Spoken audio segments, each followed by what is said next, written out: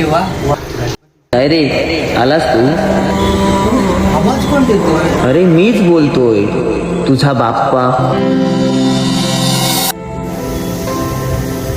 अरे बाप्पा, तू बोलला? होय, तू येतोस आणि जातोस. मग आज ठरवलं तुझ्या बरोबर गप्पा मारू. पण तू का गप्पा मारशील? तुला तर चॅटिंग करायची सवय ना. काय रे बाप्पा, मी मारेन ना तुझ्याबरोबर गप्पा. मग माझ्या आगमनाची तयारी झाली का? हो ना बाप्पा, खूप जोरात. डेकोरेशन देखील झालंय, त्याचबरोबर ढोलताशावाल्यांना देखील बोलवून घेतलंय. मस्तपैकी जोरात वाजत गाजत आणणार तुला.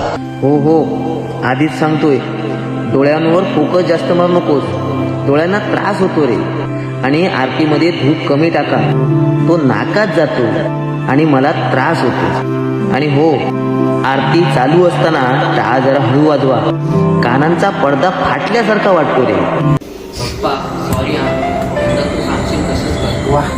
मग यंदा काय नियोजन?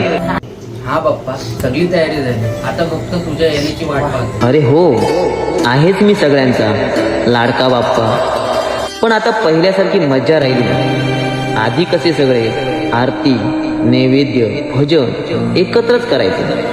पण आत्ताची पोरं माझ्यावर श्रद्धा वाढवायची सोडून माझी उंची आणि किती दिवस याची स्पर्धा लावतात. आरती आणि भजनाच्या वेळी आत्ताची पोरं मोबाईलमध्येच व्यस्त असतात. अरे एवढंच कशाला, माझ्या स्वागताच्या वेळी आणि विसर्जनाच्या वेळी डीजे आणि फटाके लावून या पर्यावरणाचं प्रदूषण सुद्धा करतात. पहिली गंमत होती ती एकत्र कुटुंब, पण आता ते सुद्धा राहिलं नाही. आता अरे माझी वर्सल सुद्धा करतात रे. बाप्पा सॉरी हा. अरे हो, काळाप्रमाणे बदला, पण आपली संस्कृती विसरू नका, ती जपा. चल बाप्पा, येतो हा. तयारीला लाग. हो हो, चल, मी पण तयारीला लागतो. तथास्तु.